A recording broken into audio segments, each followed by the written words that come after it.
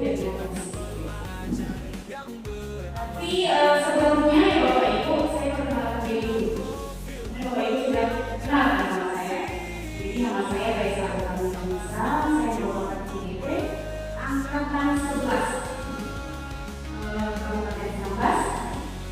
Dan hari ini saya melakukan diseminasi IPM positif.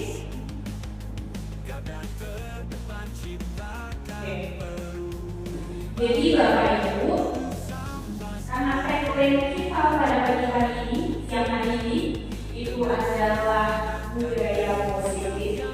Jadi saya mau mengeluarkan aura-aura positif itu di sini. Kan tadi kita sudah aktivitas nih, kita sudah ada aktivitas di sekolah, kemudian mengontrol anak-anak, kemudian ada aktivitas lain yang ibu-ibu lakukan di rumah sekolah itu untuk merekrutkan dan juga menimpa waktu dan pikiran. Jadi hari ini marilah kita tersenyum bersama Omar Desi. Jadi kita akan senyum selama 30 detik.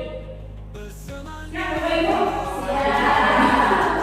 Oke, senyum selama 30 detik. Saya maunya ibu-ibu itu berhadapan bersama teman di sebelahnya, kemudian berikan senyum termanis ibu kita.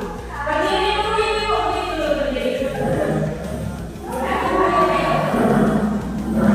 Saya hitung ya. Silakan berikan senyum ibu selama 30 detik. Agar apa? Agar aura positif Bapak Ibu muncul pada pagi hari ini. Oke, saya atur ke jamnya dulu. Saya ketawa. Kalau ketawa itu artinya sudah memunculkan aura positif ya.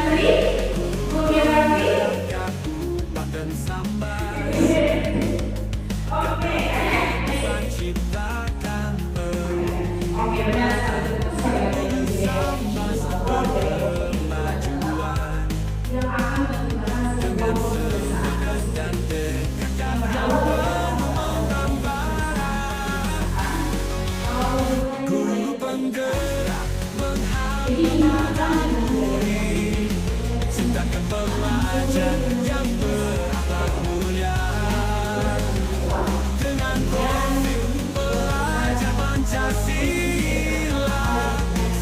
maju untuk bersama. Bergerak, berubah, panggilan dari dalam diri. Bergerak untuk membuat inovasi. Bersemangat menggerakkan untuk kurus kemajuan. Ku penggerak menghangat padamu, ciptakan pelajar yang beramal mulia. Dengan profil pelajar Pancasila, Sambas maju untuk bersama. Ku bergerak terus menyala, semangat pantangmu selalu di dada. Belajar dengan hati dan penuh cinta, membawa Sambas menuju cahaya. Ku bergerak terus menyala, semangat pantangmu selalu di dada. Belajar dengan hati yang penuh cinta, membawa Sambas menuju cahaya. Ku penggerak menghangat padamu, ciptakan pelajar yang beramal mulia. Dengan profil pelajar Pancasila, Sambas maju untuk bersama. Ku penggerak Kabupaten Sambas, kami berjanji untuk selalu berkarya, mengajar dengan hati dan penuh cinta. Memiliki nilai-nilai dari profil pelajar Pancasila. Contoh seperti di sampingnya itu ada gambar tentang profil pelajar Pancasila. Pertama itu ada beriman tentang bahwa kepada Tuhan Maha Esa serta berakhlak mulia. Kemudian kebinekaan global, mandiri, bergotong royong, bernalar kritis dan kreatif. Nah, sebenarnya secara tidak sadar kita sebagai guru sekarang itu sedang getol-getolnya untuk menciptakan generasi yang diharapkan dalam profil pelajar Pancasila. Secara sadar tidak sadar. Karena misalnya kita memberikan tugas, terus secara tidak sadar juga kita mengarahkan murid untuk berinovasi, mandiri. Kemudian kita melakukan diskusi kelompok. Nah, itu artinya kita membuat siswa menjadi murid yang saling bergotong royong, bekerja sama. Jadi ini adalah bentuk dari perubahan paradigma baru. Nah, ini ada miskonsepsi tentang teori kontrol. Kalau sudah namanya miskonsepsi, itu adalah kesalahpahaman kita dalam menganggap sesuatu, dalam mengartikan sesuatu. Ini sesuatu itu adalah dengan teori kontrol. Jadi banyak kesalahpahaman dalam mengartikan teori kontrol di dalam pelaksanaan kita sehari-hari. Ya, jadi banyak sekali miskonsepsi. Yang pertama itu adalah ilusi guru mengontrol murid. Saya jelasin dulu, apa sih itu ilusi? Ilusi itu adalah sesuatu yang tidak nyata. Ya, ilusi itu sesuatu yang tidak nyata. Atau misalnya kita menganggap nyata, ternyata itu adalah palsu. Kita berhalusinasi. Nah, itu adalah ilusi, bagian dari ilusi. Nah, itu. Jadi ilusi guru itu mengontrol murid, kemudian ilusi membuat kritik dan membuat orang merasa bersalah dalam menguatkan karakter. Ilusi bahwa semua penguatan positif efektif dan bermanfaat itu tidak ada efeknya. Kemudian ilusi bahwa orang dewasa memiliki hak untuk memaksa. Oke. Nanti terjawab nih, ibu kenapa ilusi guru mengontrol murid. Nanti ada pembahasannya tentang motivasi, ada benang merah yang menghubungkan dua teori ini. Jadi ilusi guru mengontrol murid bilang A, berarti dia harus A juga. Kalau kita bilang B, dia harus B juga. Jadi sebisa mungkin kita mengontrol murid agar sesuai dengan apa yang kita inginkan. Ternyata itu tidak bisa. Kenapa? Karena yang mengontrol diri kita sendiri itu adalah diri kita, bukan orang lain. Ya. Kemudian ilusi bahwa kritik dan membuat orang merasa bersalah itu dapat menguatkan karakter. Jadi di sini yang dimaksud adalah ketika kita mengkritik orang, kemudian kita membuat orang merasa bersalah, itu kita berharapkan bahwa kita bisa membuat orang tersebut atau menguatkan karakter orang tersebut. Ternyata salah. Malah di sini sebaliknya, kita bukan menguatkan karakter, tapi kita menghancurkan karakter seseorang. Entah itu dengan verbal ataupun non-verbal. Kemudian ilusi bahwa semua komunikasi efektif itu bermanfaat. Nah, jadi seperti contohnya itu memberi penghargaan. Kalau di dalam teori motivasi itu ada yang namanya penghargaan itu bisa menjadi hukuman bagi sendiri. Kenapa? Ketika memberi penghargaan itu ibaratnya kita mengemaskan seseorang untuk bergantung kepada sesuatu yang kita sulit. Misalnya saya memberikan penghargaan siswa yang berprestasi di dalam kelas. Jadi nilainya begitu. Jadi kalau kalian tinggi nilainya, nanti itu kasih kalian penghargaan. Dan anak-anak dia melakukan atau belajar itu bukan atas dasar kemauan yang berasal dari dirinya. Tetapi dia melakukan itu berdasarkan apa yang diberikan oleh kita. Nah, itu bisa membunuh siswa. Jadi kalau ketika kita itu tidak bisa, kemudian hari misalnya kita tidak lagi memberikan reward itu, maka pengetahuannya atau kenalannya itu stuck di situ saja. Jadi tidak ada perkembangan karena tidak ada motivasi kuat ketika dia melakukan hal tersebut. Kemudian ilusi bahwa orang dewasa memiliki hak untuk memaksa. Kita yang sudah menjadi ibu-ibu, jadi seorang ibu itu biasanya itu melakukan hal ini. Ya, kita perlu terlalu kali sekali. Karena kita merasa kita merasa memiliki kendali terhadap orang-orang yang usianya di bawah. Ternyata itu adalah salah. Salah karena ada teori yang dari luar harus memanusiakan manusia. Kita harus memerdekakan semua orang, termasuk orang-orang yang memang usianya mungkin terlampau jauh di bawah. Jadi bagaimana cara kita menghargai orang, bagaimana cara kita bersikap kepada orang, itu harus kita perhatikan.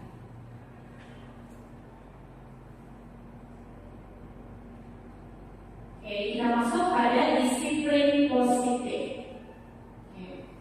Jadi disiplin positif itu berasal dari bahasa Latin yaitu disiplina yang artinya belajar. Kemudian disiplin mengacu pada disiplin diri yang memiliki tanggung jawab terhadap apa yang dilakukannya berdasarkan nilai yang dimiliki tanpa diperintah oleh orang lain. Dengan kata lain, seseorang yang memiliki disiplin diri berarti mereka bisa bertanggung jawab terhadap apa yang dilakukannya karena mereka berdasarkan tindakan mereka pada nilai-nilai kebajikan universal. Kemudian namun ya, dalam budaya kita makna kata disiplin telah berubah menjadi sesuatu yang dilakukan seseorang pada orang lain untuk mendapatkan kepatuhan. Kecenderungan umum adalah menghubungkan kata disiplin dengan ketidaknyamanan, bukan dengan apa yang kita hadari atau pencapaian suatu tujuan mulia. Nah ini. Jadi biasanya ya, ketika kita berbicara tentang disiplin, apa sih disiplin? Disiplin itu adalah kepatuhan kita terhadap suatu hal. Nah, jadi biasanya kedisiplinan itu karena kita melaksanakan kedisiplinan itu karena kita takut atau karena kita merasa tidak nyaman kalau tidak menepati atau melaksanakannya. Padahal makna disiplin yang sesungguhnya itu adalah ketika kita melakukan sesuatu yang berasal atau yang berasal dari diri kita sendiri atau berdasarkan kemauan kita sendiri, tidak lagi berdasarkan faktor eksternalnya, tapi berdasarkan faktor internal yang berasal dari diri kita sendiri. Gitu.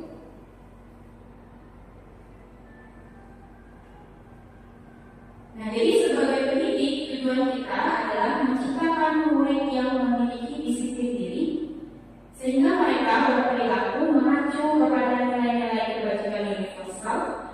memiliki motivasi intrinsik dalam merubah perilaku ke arah yang lebih baik.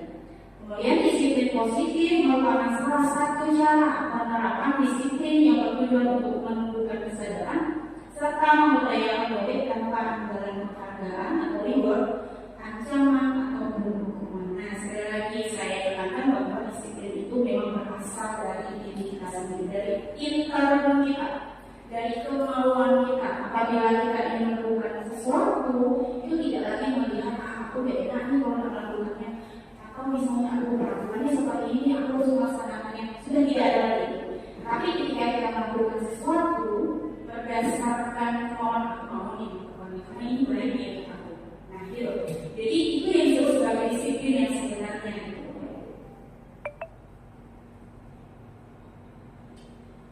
Kemudian ada nilai-nilai kebajikan, ya, nilai-nilai kebajikan. Jadi nilai-nilai kebajikan adalah sifat-sifat positif manusia yang merupakan tujuan mulia yang ingin dicapai setiap individu. Tujuan mulia di sini mengacu pada nilai-nilai atau prinsip-prinsip mulia yang dianut seseorang. Nilai-nilai tersebut bersifat universal atau umum. Nilai-nilai kebajikan yang disepakati bersama terlepas dari suku, bangsa, agama, bahasa maupun latar belakangnya. Jadi nilai-nilai kebajikan di sini adalah sifat-sifat positif yang berasal dari kita. Contoh, misalnya kita bertanggung jawab, berempati, apalagi kira-kira sifat-sifat atau nilai-nilai kebajikan. Jadi sifatnya umum, yang memiliki tujuan yang positif untuk kita.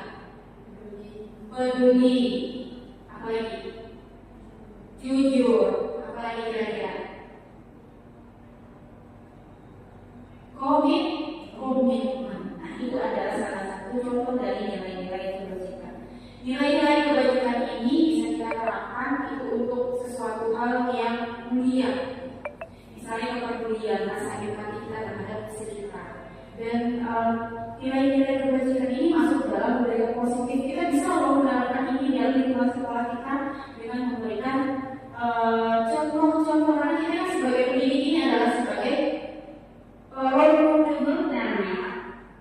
modelnya anak-anak. Jadi nilai-nilai kebajikan ini bisa kita contohkan lebih dulu gitu dalam kehidupan kita di sekolah atau kegiatan kita di sekolah, baru kita terapkan kepada anak-anak. Itu sangat baik sekali. Nah, ini tadi ada contoh nilai kebajikan, ya. Yang pertama itu adalah menurut profil pada Pancasila, ini beriman, bertakwa kepada Tuhan Yang Maha Esa, berakhlak mulia, mandiri, bernalar kritis, berkebinekaan global, gotong royong dan kreatif. Terus juga ada dari PYP, itu ada toleransi, rasa hormat, integritas, mandiri, menghargai, antusias, empati, keinginan, kreativitas, kerjasama, percaya diri dan komitmen.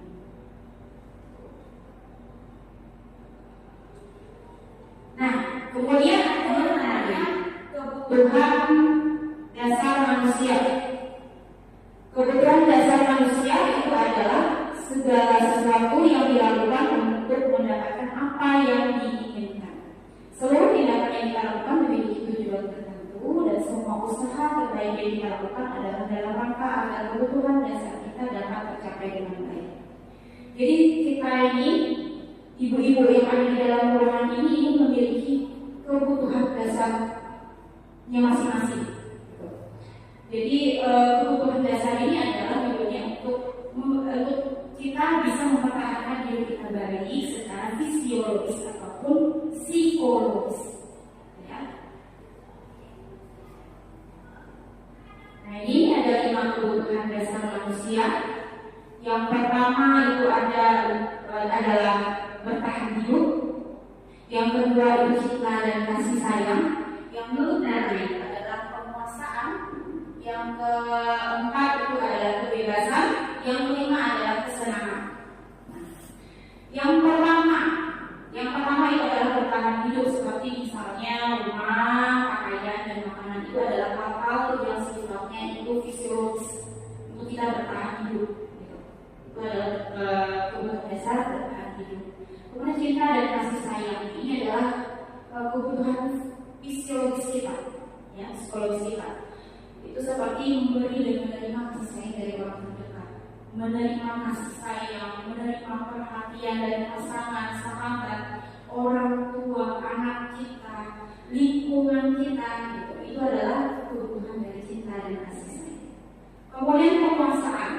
Nah, kalau penguasaan ini adalah kebutuhan pengakuan atas kemampuan. Contohnya seperti misalnya kita berprestasi, ada prestasi, kemudian kita diakui oleh orang-orang yang ada di sekitar kita, gitu, untuk sebuah prestasi yang sudah kita lakukan.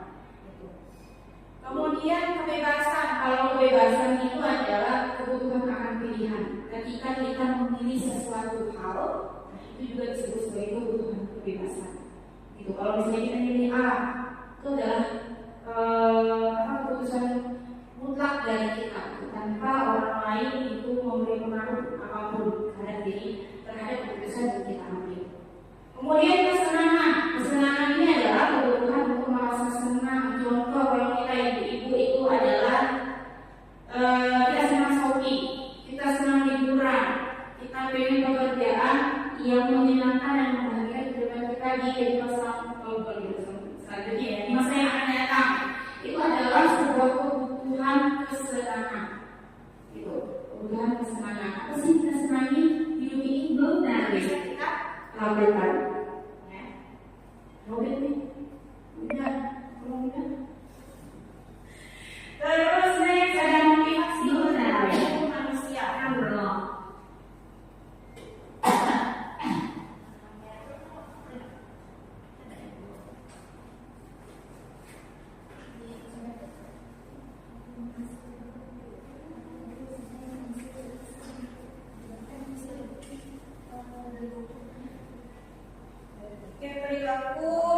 Motivasi perilaku manusia.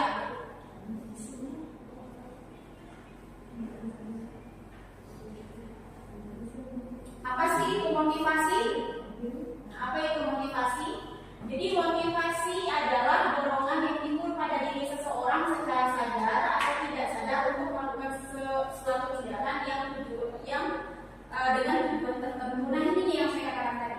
Jadi kenapa ada ilusi bahwa kita tidak bisa mengontrol orang? Ya, karena itu bagian dari motivasi.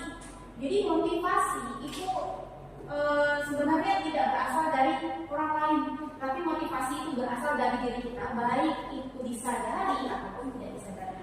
Jadi saya mikir ya, ada kadang-kadang kita mikirnya, saya kan mau memotivasi si A, mau memotivasi si A. Ternyata tidak bisa kita memotivasi seorang, karena motivasi itu ya secara konsep itu berasal dari diri kita. Gitu. Jadi mungkin ya kita bisa merubah kalimatnya. Mungkin dengan misalnya saya berusaha untuk memberikan pandangan kepada si A.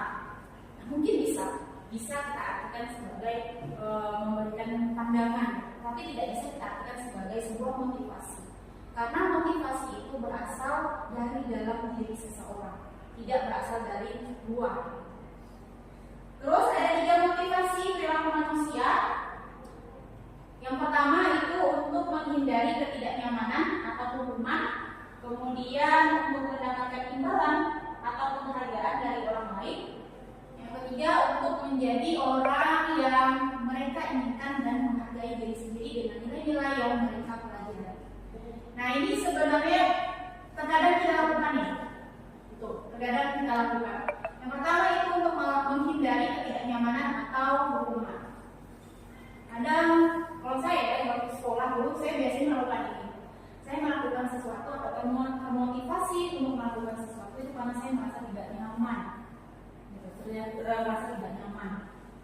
Misalnya, saya harus melakukan ini nih. Biar apa? Biar misalnya saya itu tidak memandang saya itu tidak apa-apa misalnya. Atau misalnya saya melakukan sesuatu itu karena saya takut dihukum misalnya. Saya harus menjalankan tugas misalnya, atau saya misalnya ikut kegiatan ekstrakurikuler. Untuk apa? Misalnya biar saya tidak mendapat judgement dari orang lain. Itu biasanya kita lakukan. Terus untuk mendapatkan imbalan atau penghargaan dari orang lain. Nah ini biasanya juga dilakukan. Contoh misalnya ada orang-orang yang melakukan penelitian atau misalnya penulis, tim penulis, kemudian awalnya dia melakukan menulis itu hanya karena hobi. Dia menulis selalu dilatih dan diasah. Tetapi suatu ketika dia mendapatkan sebuah pekerjaan dan tulisannya itu dibayar. Tapi suatu saat ya, perusahaan yang membayarnya itu bangkrut. Nah, karena tadi sudah bertahun-tahun dia mengerjakan itu, kemudian dia melakukan pekerjaan atau dia menulisnya itu bukan hanya berdasarkan hobi saja, tetapi ada imbalan lain. Maka ketika orang tersebut atau perusahaan tersebut tidak memberikan imbalan, maka lemah sudah motivasi. Karena apa? Karena motivasinya sudah berubah menjadi sebuah imbalan. Gitu. Jadi tidak lagi berdasarkan sebuah hobi dan kemampuan untuk mengasah ilmunya. Gitu. Tapi dia mengerjakan hobi tersebut atau menulis tersebut karena ada imbalannya. Kemudian untuk menjadi orang yang mereka inginkan dan hargai diri sendiri dengan nilai-nilai yang mereka percayai. Ini adalah sebenarnya tujuan kita. Jadi kita maunya gitu, kita menjadi orang-orang yang menghargai diri kita sendiri.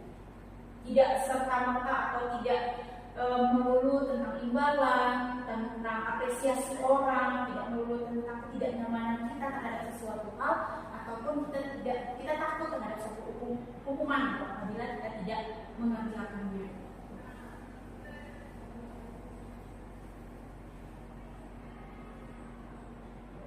Oke, ada keyakinan kelas.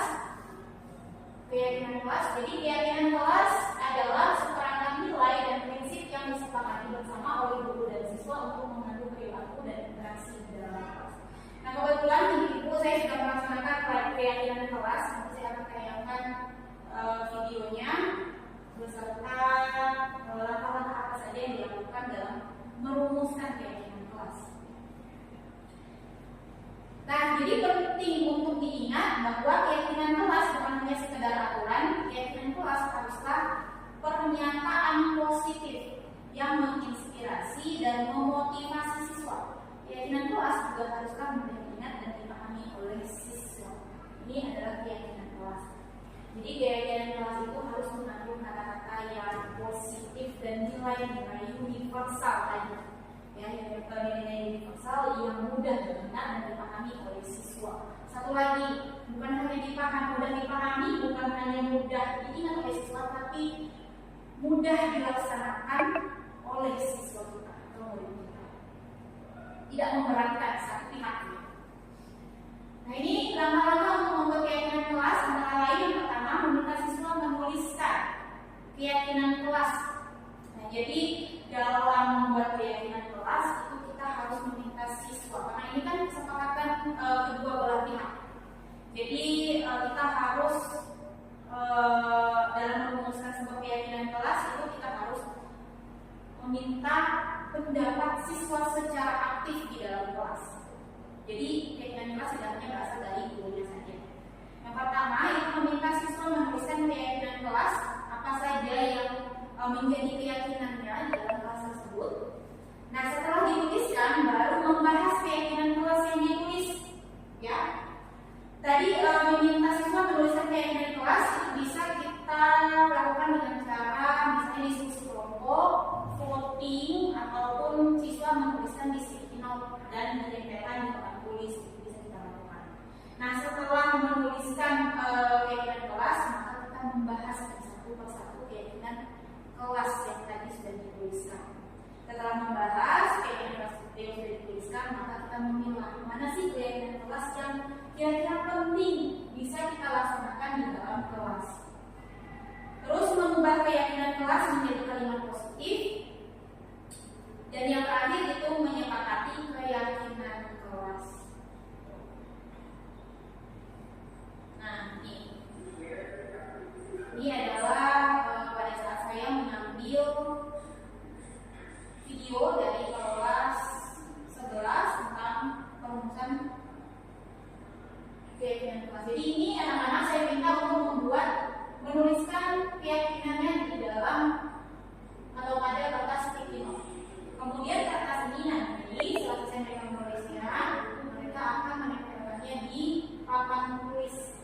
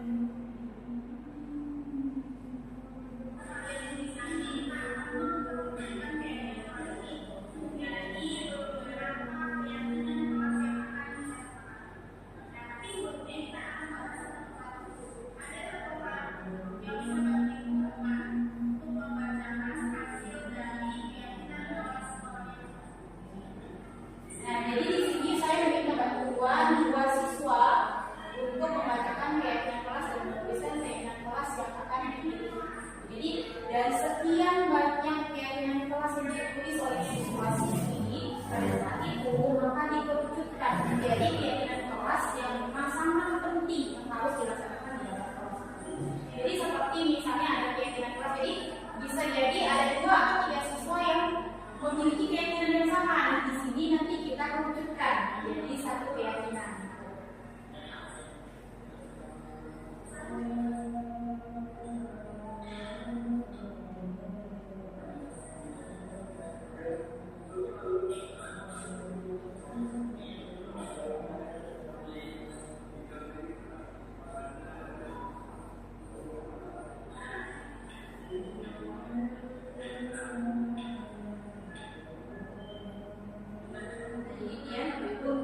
Sebenarnya tadi ada satu lagi video di mana kita menyepakati dari keyakinan kelas ini, cuma lupa saya masukkan. Ini hanya 2 video yang saya masukkan. Nah, itu tadi contoh dari keyakinan kelas yang ditulis di dalam melewati misalnya sticky note kertas yang ditempelkan. Kemudian ada lagi nih contoh dari keyakinan kelas setelah disepakati, maka ada contoh lain seperti dibuatnya sebuah poster, atau misalnya dalam poster lah, misalnya di dalam kelas kita tempelkan kertas berukuran A4 atau A4, kemudian kita tempelkan di dinding kelas. Jadi anak-anak akan selalu mengingat bahwa ada peraturan-peraturan kelas, ada keyakinan-keyakinan kelas yang harus mereka jalankan. Jadi sebagai pengingat, contohnya seperti ini. Jadi taat beribadah kepada Tuhan Yang Maha Esa, kemudian menghormati guru dan orang tua, dari teman. Jadi pada saat saya mengambil keyakinan kelas pada saat itu ada beberapa hal yang menjadi kesepakatan, termasuk tadi saling menghormati, kemudian berdoa sebelum dan sesudah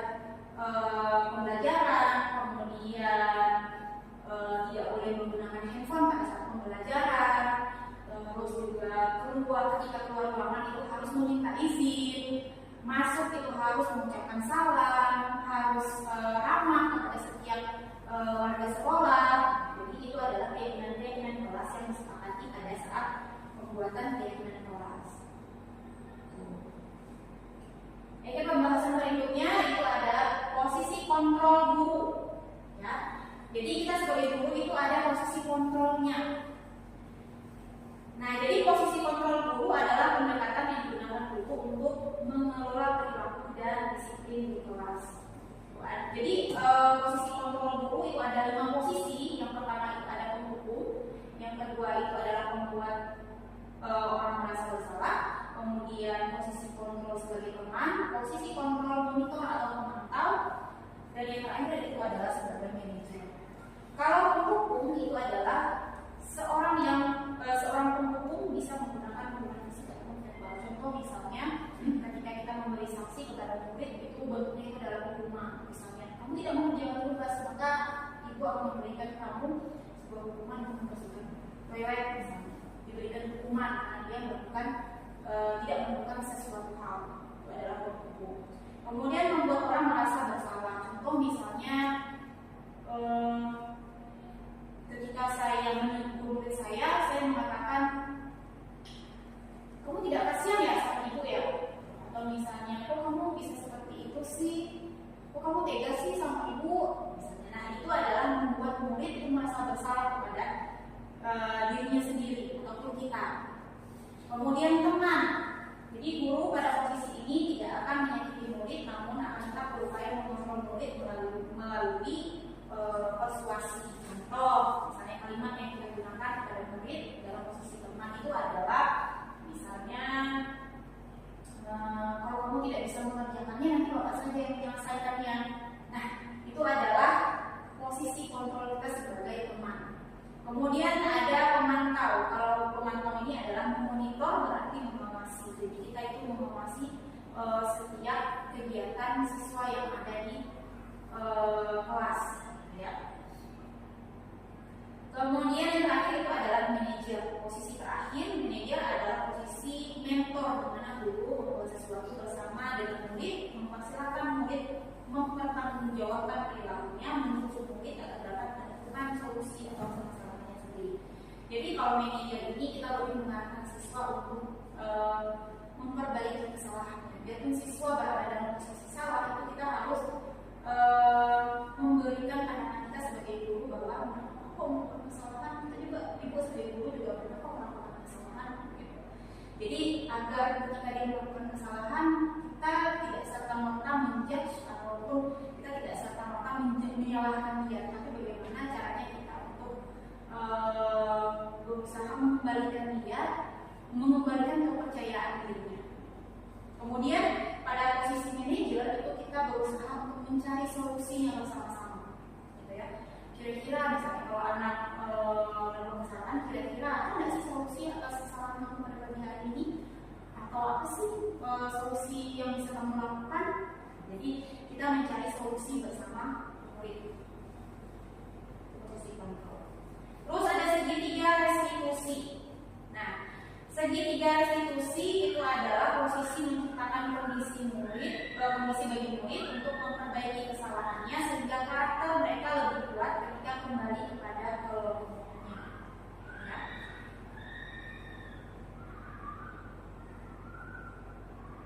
Nah, ciri-ciri restitusi dianggap mampu memecahkan masalah peserta didik karena memiliki ciri-ciri sebagai berikut. Restitusi bukan untuk menebus kesalahan, namun bagaimana memaknai kesalahan sebagai sesuatu pembelajaran. Jadi kesalahan tadi bukan lagi kita itu misalnya kau salah, kamu salah, gitu. Jadi bukan seperti itu. Jadi bagaimana caranya kita dari kesalahan itu siswa itu bisa menyadari sendiri bahwa ternyata ini salah ya, ini bisa diperbaiki. Kemudian restitusi adalah tawaran bukan paksa. Nah, di sini maksudnya adalah tadi seperti kita menawarkan solusi.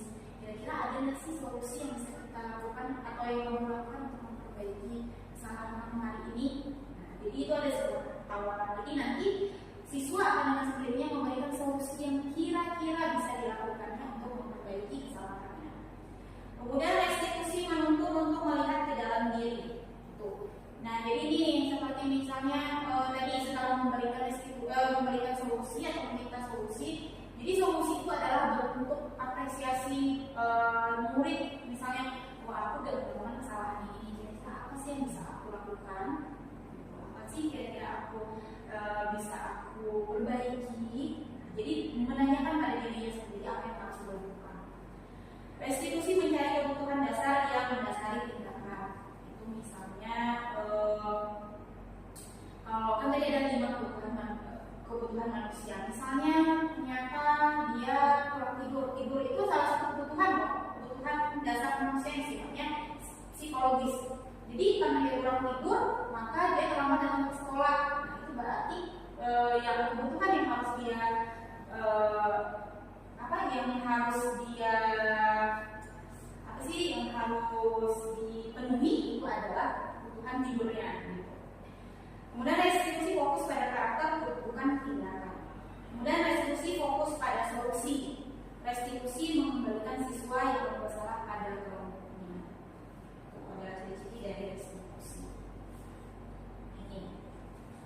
3 tahapan, ada 3 langkah dalam restitusi. Yang pertama itu adalah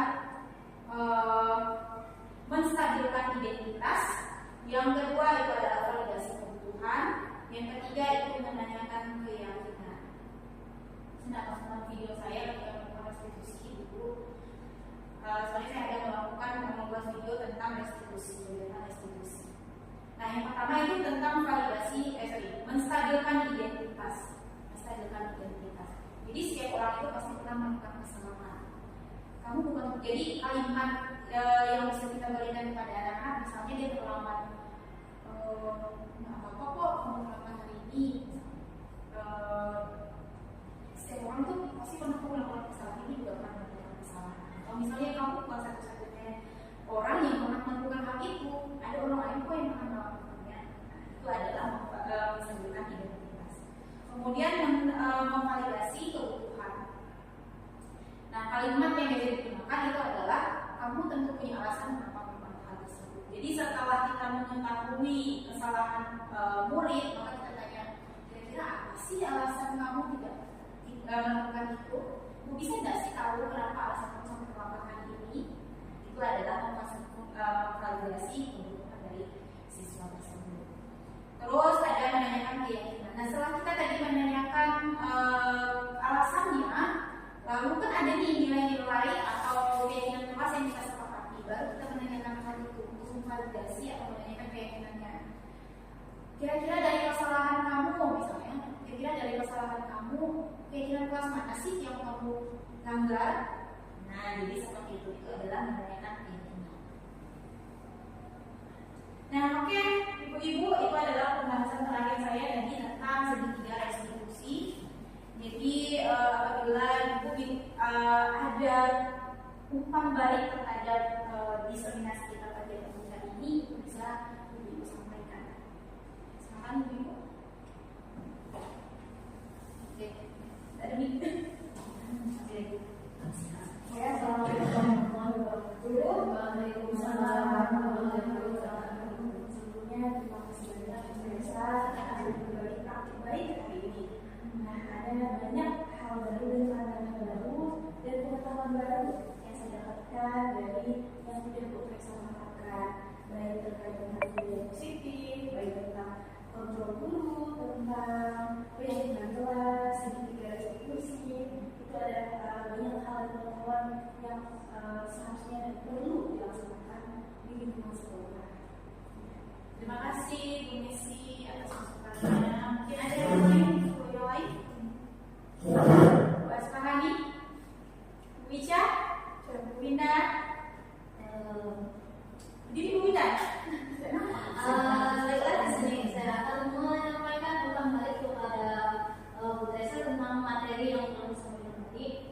Di sini yang pertama, mungkin berdasarkan yang kita alami, yang pertama-tama terima kasih ilmunya dan mungkin saat ini telah kita terapkan keyakinan kelas yang telah kita terapkan untuk kelas-kelas. Semoga ilmu yang diberikan tadi makin memantapkan untuk kita para guru diterapkan di kelas kita. Dan mungkin ada kekurangan-kekurangan yang kita belum tahu, jadi kita bisa tahu hari ini dan akan diterapkan di masa yang akan datang. Sekian. Terima kasih Bu Winda. Terima kasih ya Ibu atas umpan balik yang sudah diberikan Ibu pada diseminasi pada pagi hari ini. Mudah-mudahan kita bisa belajar sama-sama memantapkan, menyempurnakan apa yang belum sempurna. Mungkin belum sempurna kita lakukan. Mudah-mudahan setelah ini, setelah kita mengetahui lebih lanjut, lebih dalam tentang apa saja sih masuk dalam kebudayaan atau budaya positif ini, maka kita bisa menerapkan itu secara baik, gitu, di dalam lingkungan sekolah ataupun di lingkungan kita sehari-hari. Gitu. Jadi sekali lagi ya Bapak Ibu ya, gitu ya. Mudah-mudahan apa yang saya sampaikan pada pagi hari ini itu bermanfaat untuk kita di selanjutnya. Saya akhiri. Assalamualaikum warahmatullahi wabarakatuh. Waalaikumsalam warahmatullahi wabarakatuh. Warahmatullahi wabarakatuh. Terima kasih kepada Ibu Teresa Utami Hermesa yang kemarin telah memberikan pemaparan materi kepada kami para guru-guru dengan sangat lengkap, sangat detail, dan sangat bermanfaat bagi kami. Harapannya dengan adanya pemaparan dari Ibu Teresa kemarin, kami sebagai guru bisa berubah pembelajaran kami di kelas sesuai dengan apa yang telah Ibu Teresa bagikan. Kami bisa menerapkan yang namanya disiplin positif, keyakinan kelas, kemudian segitiga restitusi, motivasi, dan lain sebagainya agar kedepannya pembelajaran yang dilakukan guru itu semakin baik dan sesuai dengan paradigma baru yang ada pada saat ini. Assalamualaikum warahmatullahi wabarakatuh.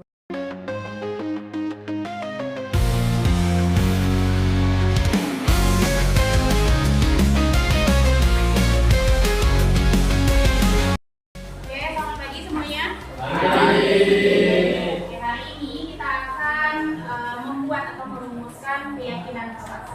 Pernah nggak dengar tentang keyakinan kelas? Atau misalnya tentang peraturan kelas? Pernah? Oke, jadi sama saja sebenarnya ya. Kalau keyakinan kelas itu sama sebenarnya, tapi keyakinan kelasnya adalah keyakinan atau nilai-nilai yang kita sepakati bersama. Yang di dalamnya itu ada nilai-nilai kebaikan. Jadi nilai-nilai yang positif untuk bisa kita terapkan di kelas. Tujuannya apa? Tujuannya itu adalah untuk memandu kita selama satu semester ini. Untuk memandu kita selama satu semester adalah apa? Agar pembelajaran kita bisa aman, nyaman, dan menyenangkan. Jadi nanti Ibu suruh kalian untuk membuat keyakinan kalian masing-masing tentang harapan kalian di dalam kelas. Itu apa sih? Bisa contoh saling menghargai, saling menghormati. Jadi kalian maunya di dalam kelas selama semester di pelajaran itu kita saling menghargai atau misalnya masuk ke kelas tepat waktu. Itu juga bisa kalian tulis di dalam skrip. Dan nanti kalau sudah selesai itu bisa kalian tempelkan masing-masing nanti kita akan membahas satu persatu dan kita akan menyepakati tentang keyakinan kelas. Panggilan dari dalam diri bergerak membuat inovasi bersemangat menggerakkan untuk berusaha berkemajuan. Boleh lebih dari satu. Penggerak Jadi keyakinan kelas ini adalah pelajar yang beranak mulia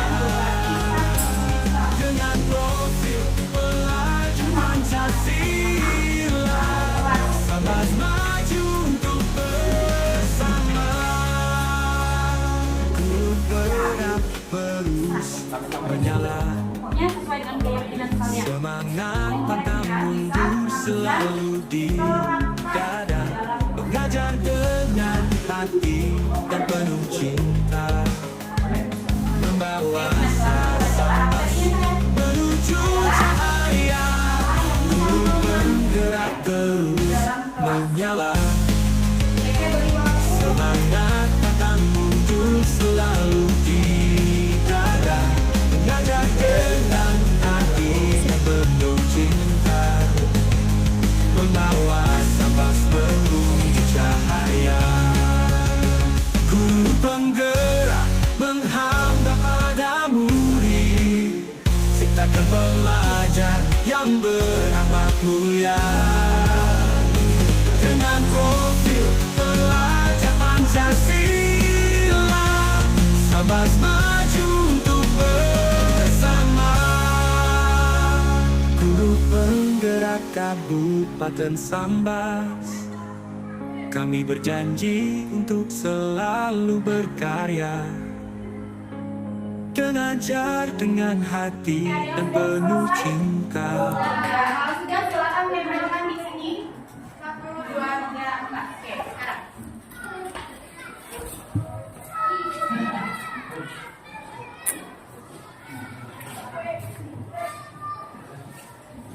Oke, mulai. Rapi-rapi.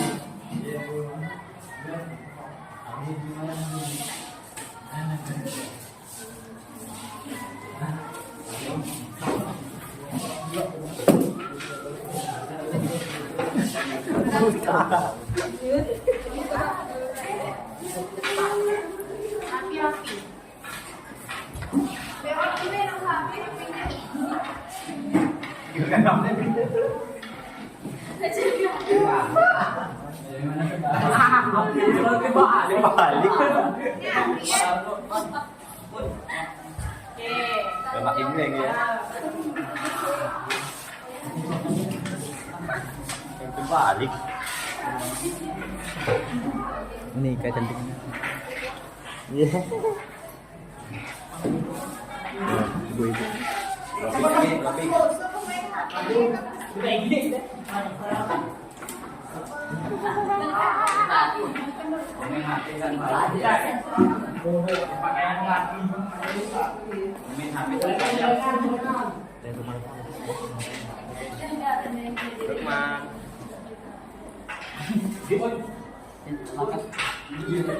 Oke, ya. Nah, jadi ini adalah kesepakatan atau keyakinan kelas yang sudah kalian tulis. Nanti kita akan mengkerucutkan keyakinan kelas ini menjadi beberapa keyakinan kelas yang akan kita sepakati. Nah, tapi sebelumnya kita akan bahas satu persatu dulu. Ada satu orang yang bisa bantu ibu ke depan untuk membacakan hasil dari keyakinan kelas kawannya masing-masing. Oke, baik.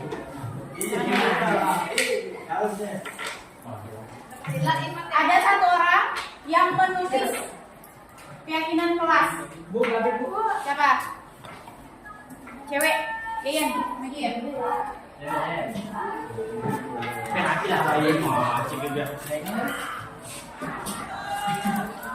Oke, baca dulu. Keyakinan kelas.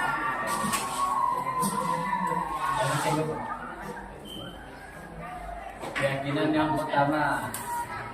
Ini apa ya? Terus Salah sih dari atas. Oke. tidak membuang sampah di dalam kelas. Oke, tulis.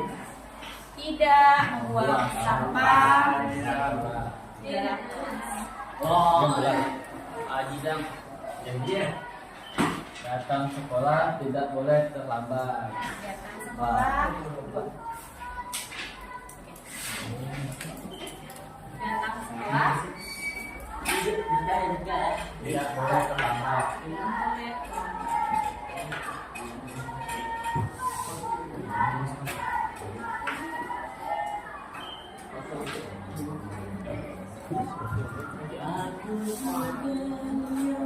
Ibu aku nampak tuh. Tidak keluar kelas pada saat pembelajaran. Tidak keluar kelas pada saat proses pembelajaran.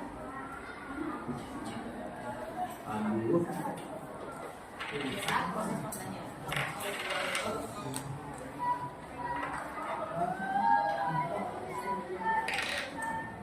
Ujian.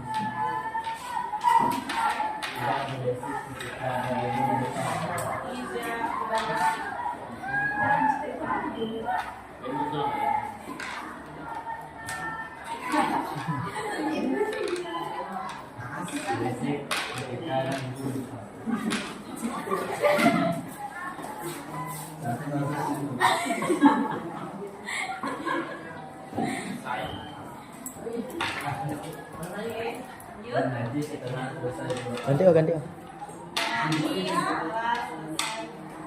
Nong. Anco. Enggak, belum alun. Aku lekak makan tuh. Bikel lagi itu Mas. Aku lekak makan.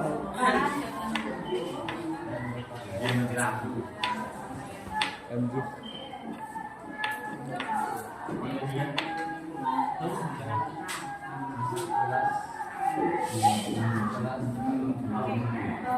Yang kira-kira sama nggak bisa di kan? Datang ke sekolah tidak boleh terlambat. Jadi sama kan? Yang lain kira-kira lain aja. Yang kira-kira lain kesepakatan kelasnya. Boleh.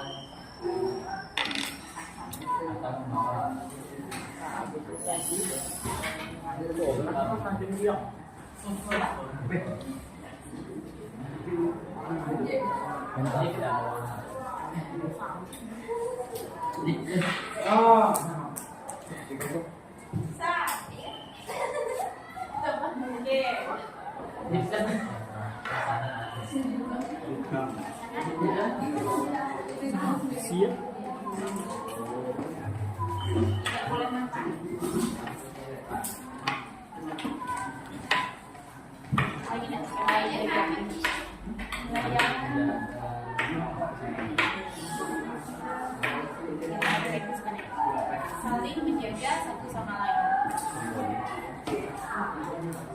Udah ganti kan? Aku yang peluk kok.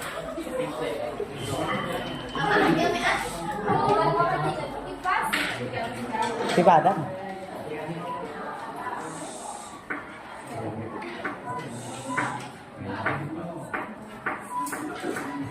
Anda manis.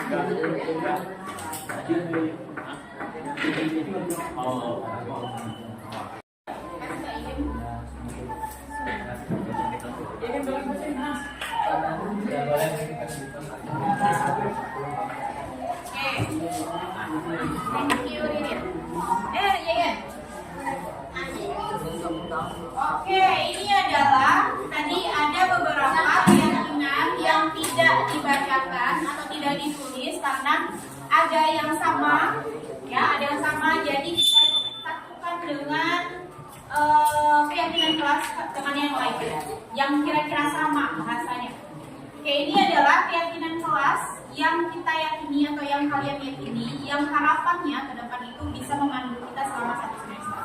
Oke, dibacakan. Yang pertama itu ada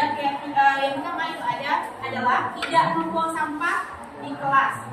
Yang kedua, datang sekolah tidak boleh terlambat. Yang ketiga, tidak keluar kelas pada saat proses pembelajaran.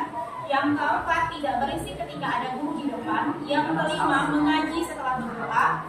Yang keenam, sopan dengan guru dan berpakaian rapi. Yang ketujuh, boleh menggunakan atau membawa lipbang kalau tidak berwarna. Nanti kita sepakati lagi. Terus yang kedelapan, suasananya adem, artinya nyaman. Tidak boleh makan di dalam kelas. Saling menjaga satu sama lain atau saling menghormati. Tidak berbicara kotor. Tidak ada yang tidur saat guru Mengajar. Ini adalah keyakinan kelas yang kalian pilih. Oke. Nah, setelah ini kita ubah dulu pernyataan-pernyataan yang kalian buat itu ke dalam kalimat positif. Contoh, tidak boleh membuang sampah.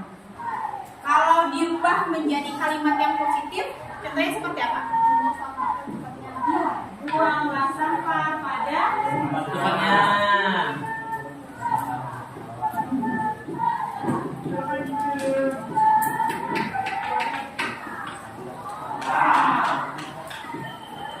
Nah, kira-kira keyakinan kelas yang ini setuju apa tidak? Sepakat atau tidak? Setuju. Satu. Oke, kumpul.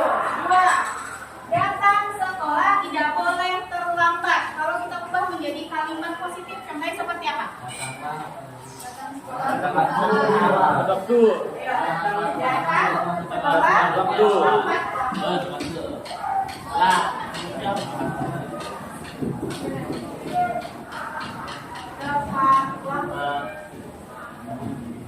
Kira-kira kesepakatan ini atau keyakinan ini kita bisa masukkan atau tidak? Sepakat atau tidak?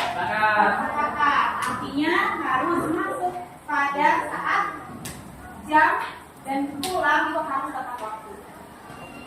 Terus tidak keluar kelas pada saat proses pembelajaran. Artinya apa? Sopan dulu. Sopan masuk pada sama dengan ini. Tidak boleh makan. Terus tidak boleh berbicara kotor. Artinya kita harus sopan dan santun. Sopan dan santun. Nah, ini sepakat tidak? Sepakat. Jadi di dalam kelas itu tidak ada lagi yang namanya kita berbicara kotor. Kemudian kita juga ketika keluar kelas itu, kalaupun boleh keluar, itu harus meminta izin. Kenapa? Karena itu bagian dari etika. Oke. Kemudian tidak berisik ketika ada guru di depan kelas. Itu masuk dalam sopan dan santun. Mengaji setelah berdoa itu masuk apa? Agama. Boleh kali ya kita masukkan, kalau saya boleh memberikan misalnya berdoa sebelum dan sesudah pembelajaran. Boleh nggak kira-kira? Boleh. Tidak. Yuk.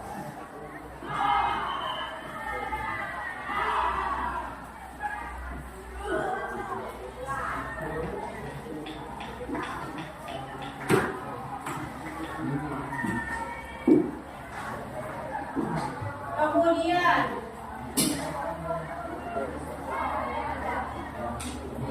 mana tadi ya? Saling menjaga satu sama lain. Artinya apa? Saling menghormati. Saling menghormati.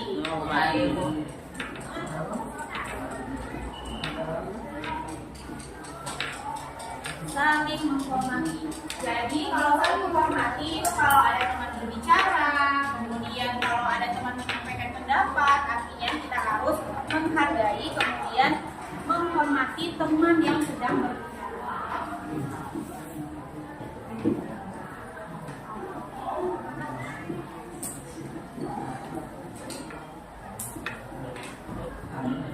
Nah, ini adalah kesimpulan dari keyakinan kelas yang kalian buat di sini. Oke, kesimpulannya adalah itu ada 5 poin.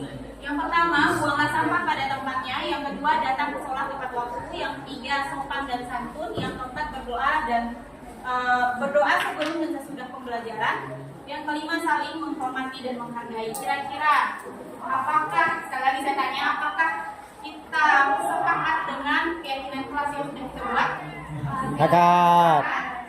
Oke, sepakat artinya kalau kita sudah sepakat, kalian bertanggung jawab untuk melaksanakannya selama 1 semester. Jadi kita harus melaksanakan kelima poin dari keyakinan kelas yang ada ini. Oke, fix ya. Jadi keyakinan kelas kita sudah ada selama pelajaran geografi.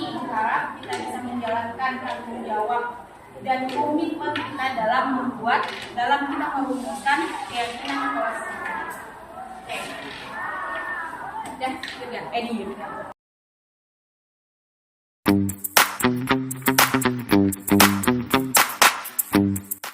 Oke, selamat Susi.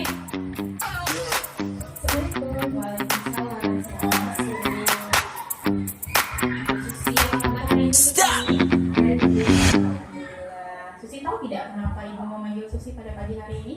Karena saya tidak mengerjakan tugas. Oke, alhamdulillah ya, menyadari ya. Oke, jadi setiap orang itu memang pernah melakukan kesalahan. Susi termasuk ibu juga itu pernah melakukan kesalahan. Tetapi setiap tindakan itu pasti ada alasannya. Nah, kira-kira alasan Susi tidak mengerjakan tugas itu kenapa?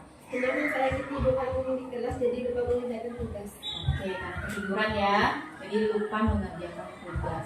Susi ingat tidak tentang keyakinan kelas kita? Tanggung jawab. Tanggung jawab ya, jadi Susi melanggar keyakinan kelas tentang tanggung jawab tidak mengerjakan tugas. Oke. Kemudian ada nggak sih kira-kira solusi Susi atas permasalahan kita hari ini? Saya minta maaf kepada ibu. Kedua, saya akan mengerjakan tugas dan mengumpulkannya. Oke, itu adalah solusi dari Susi ya. Oke, ibu hargai solusi yang diberikan oleh Susi. Semoga setelah ini Susi tidak lagi mengulangi kesalahan. Kemudian Susi bisa belajar dari kesalahan Susi pada pagi hari ini. Oke, nah sekarang Susi sudah boleh masuk ke kelas ya. Belajar dengan baik dan semangat terus. Oke, terima kasih ya Susi ya. Perkenalkan, nama saya Susi dari kelas 12 IPS 1. Saya berterima kasih kepada Ibu Teresa sudah mau mengajak saya berdiskusi untuk menemukan solusi atas kesalahan yang saya lakukan. Saya tidak akan mengulanginya lagi. Terima kasih.